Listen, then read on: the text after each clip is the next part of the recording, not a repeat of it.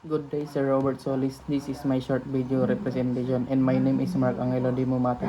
I choose Prelim Module 2 Alos Life in the Philippines.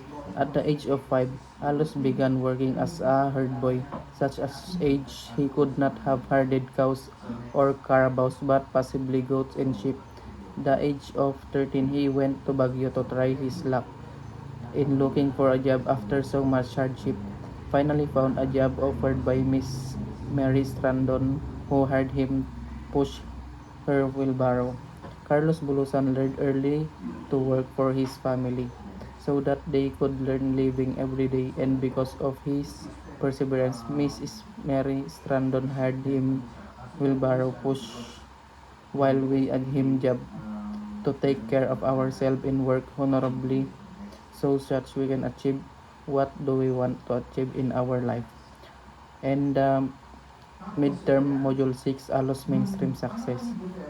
Bulusan was compelled to write to expose the poverty and destitution he and other Filipinos experience on a daily basis. His work in the labor unions fueled his creative drive, and he gained limited success in the first 10 years in the United States. His career skyrocketed, and the publication of Freedom from Want and The Laughter of My Father, but fame plummeted just quickly. Bulusan never regained his wartime popularity. Here, Carlos Bulusan achieved his short-term success to establish and give hope to Filipino to advance in their lives. But Carlos Bulusan goals was but it was replaced by sadness because it did not last long. The popularity is disappeared. Popularity will last, so let it be. We can get anything from hard work. And the final module 10, America is in the heart.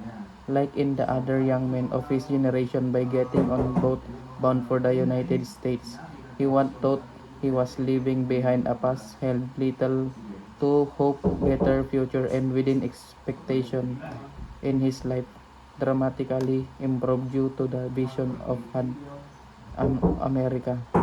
This is where I realized the lifetime of Carlos Bulusan is going through because of his suffering. It seems that he was not even given attention, but his goal is very valuable.